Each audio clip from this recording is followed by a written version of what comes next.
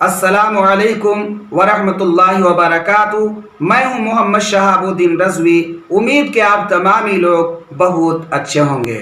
आज मैं आपको कुछ मसाइल से रूबरू कराने जा रहा हूँ जिन्हें जानना हर मुसलमान के लिए नहायत ही ज़रूरी है। किस गुस्ल में हाथ धोने के बजाय पहले चेहरा धोने का हुक्म है? जिंदा और मुर्दा के गुस्ल में कितनी बातों का फ़र्क है? और वह कौन सा गुस्ल है जिसमें सिर्फ एक ही फ़र्ज है? और किन लोगों की नमाज जनाजा नहीं है? और कहाँ पर नमाज जनाजा पढ़ना जायज़ नहीं है?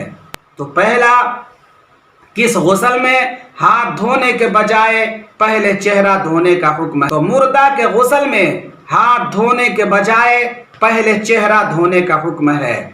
जब भी हम मैयत को नहलाएंगे तो पहले हम मैयत का चेहरा धोएंगे।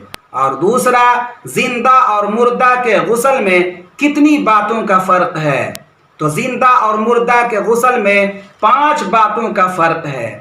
जिंदा को पहले दोनों हाथ गट्टों तक धोना सुन्नत है और मुर्दा का पहले चेहरा धोना मुस्तहब है। जिंदा को कुल्ली करना गुस्ल में फ़र्ज है और मुर्दा के गुस्ल में कुल्ली नहीं है। और जिंदा को गुस्ल में नाक में पानी डालना फ़र्ज है और मुर्दा के गुस्ल में नाक में पानी डालने से मना किया गया है। और जिंदा को हुक्म है कि अगर पाँव के पास धोवन के पानी जमा होने का इम्कान हो तो गुस्ल के वज़ू में पाँव ना धोए बल्कि गुस्ल से फारिग होकर दूसरी जगह पाँव को धोवे। मगर मुर्दा के गुस्ल में पाँव का धोना मुअख्खर न करे बल्कि जहाँ पर आप मैयत को गुस्ल दे रहे हैं वहीं पर पाँव भी धोवे जाएंगे। जिंदा अपने गुस्ल के वज़ू में सर का मसह करे और मुर्दा के वज़ू में एक रिवायत के मुताबिक सर का मसह नहीं है और दूसरी रिवायत के मुताबिक सर का मसह किया जाएगा। और कहाँ पर नमाज जनाजा जायज़ नहीं है? तो जवाब यह है कि मस्जिद में नमाज जनाजा पढ़ना जायज़ नहीं है। शाह इमाम अहमद रज़ा फाजिल बरेलवी अलैहि रहमतुर रिज़वान तहरीर फरमाते हैं कि नमाज जनाजा मस्जिद में रखकर उस पर नमाज मज़हब हनफी में मकरूह तहरीमी है। और दूसरा, किन लोगों की नमाज जनाजा नहीं है?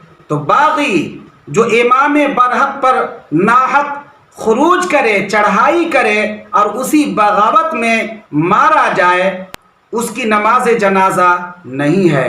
डाकू जो डाका में मारा गया न उसको गुस्ल दिया जाएगा और न उसकी नमाज जनाजा पढ़ी जाएगी। हम यहाँ पर मुसलमानों की बात कर रहे हैं। जो मुसलमान डाका डालते हैं अगर ऐसे वक्त में वो मारे जाते हैं तो न उनका गुस्ल है न उसकी नमाज जनाजा है। जो लोग नाहक पासदारी से लड़ें या उनका तमाशा देख रहे होते हैं और उसी हालत में पत्थर या कोई हथियार आकर के लग जाता है और वो मारे जाते हैं तो उन लोगों की भी नमाज जनाजा नहीं है।